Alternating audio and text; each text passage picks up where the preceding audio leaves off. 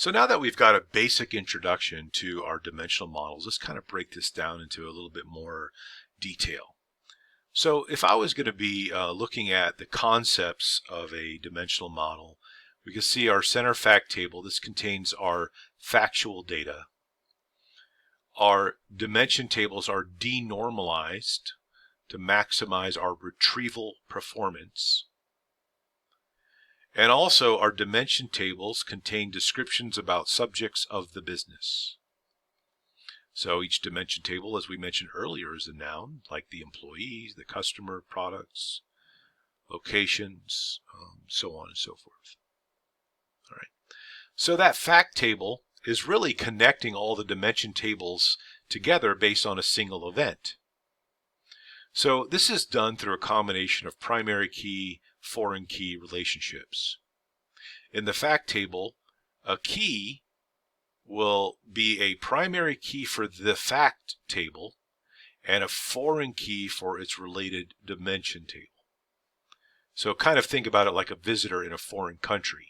If you go to Europe, you're a foreigner in Europe, or like the Great Britain or the UK. So you're a foreigner of the UK, but your home country, you're a primary resident. So in the dimension table, the key is the primary key because that's where its home is. However, in the fact table, it's a foreign key because it references the dimension table as a foreigner.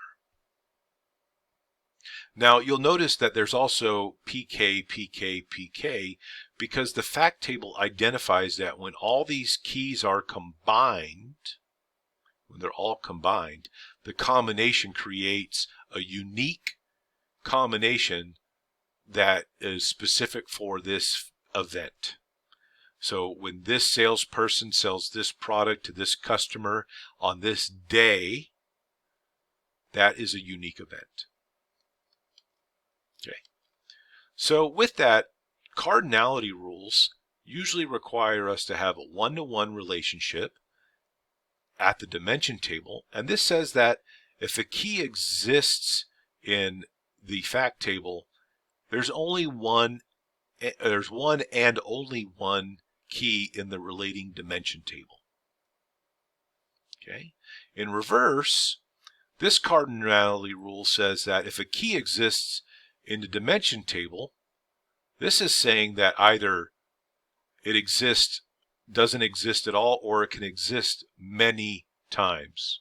And that's what that crowfoot is. It identifies many occurrences. Right? And this is very common for star schema. Also, what could occur is this may be a crowfoot and then a little cross like this. And this would indicate that a key in this table exists at least once or many times in that table. If you're not familiar with databases, don't worry. When you draw your schemas, make sure that always the one on the dimension table is one-to-one, or with this double slash. And then for what's connected to the fact table is either a 0 and a crowfoot, or it can be a 1 and a crowfoot. Either or I'll accept. All right, so here's an example from a sales organization or an organization looking to track sales. So sales is the event, right? And the event occurs when the product is sold at a certain time by a certain store. They want to measure the units sold during that event, how much money was taken, and how much that costs them to sell, right? And then you can see the dimension tables. Notice the cardinality in this particular example doesn't have the 1 and the 1, because in this case sometimes it's assumed. However, note that in assignments that I will expect you to have the proper cardinality. Here's that same star schema with data involved. And let's see how this works. So this right here is the fact table. And let's just take a look at this particular record right here. This is one single event. Product 100 was sold. If I come up to the product 100, oh, that was a sweater. So we had a sweater sold in period 1, which was the 4th month of 2010. And it was sold at store number 1, which was Jan's store in San Antonio. She sold 40 sweaters. She took in $1,600, but it cost $1,000, so she made a net profit of $600. That's pretty good. So that's the data view of that particular star schema. All right, so when we take a look at our particular data tables, each one has a limited amount of grain, or what we want to call the level of detail. In the previous examples, we were looking at units sold at a certain day. But what if we wanted to look at the units sold and we look at it and we only recorded the total based on the week? So let's say week number 1, we sold 10. Week number 2, we sold 12. Week number 3, we sold 9. The finest level of detail is a week. For example, we cannot go down to days. We cannot reverse what has occurred here on Monday, Wednesday, or Friday, right? So we cannot go to days. And days is a finer resolution of the time period than months. So in this case, we could probably summarize our data up to months or aggregate it. This is what we call aggregating, but we cannot resolve it down to days. So grain is nothing more than that simplest level of detail, or what I call the smallest unit of analysis. So when you create your fact table, what level of detail do you want? Most of the time, people will design their fact tables around the smallest unit of analysis that is available in the source data. So another exercise to look at is what is the size of this fact table? Now, one of the things about fact tables is when an event is recorded, we continue adding on to the fact table with a new row or a new record of that event. But every time that an event occurs, the dimension tables, these out here, do not change. So a lot of times we want to look at what the size is of a fact table.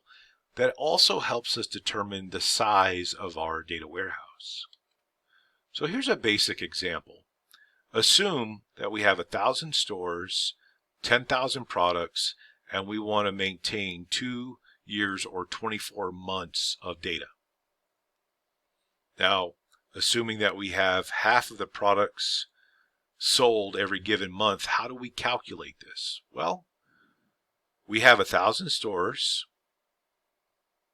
We have 5,000 products, so assume that every product is sold in, or half of those 10,000 products, right, is sold in those 1,000 stores, so it's 1,000 times 5,000. And over 2 years, we're going to have approximately 120,000 rows. Now, let's take, for example, or for instance, that we might have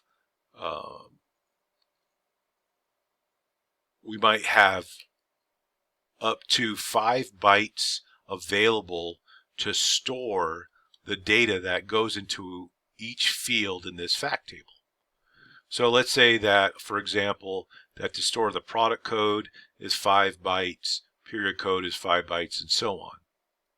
So we have 5 bytes times 6 columns, right?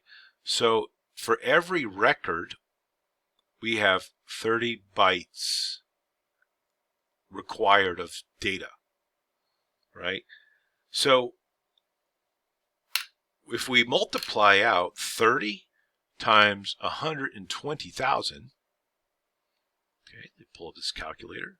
So we have 30 bytes times 120. Excuse me, I keep saying 1,000. It's really 120 million rows. Right? So now the number gets to be much larger. This is the amount of bytes that is required. So that's 3,600,000,000 bytes that are required, right, in order to be able to store all of the data that is required for this data warehouse. It's quite a lot of data. All right. With that, we'll get into dimensional model hierarchies into the next video.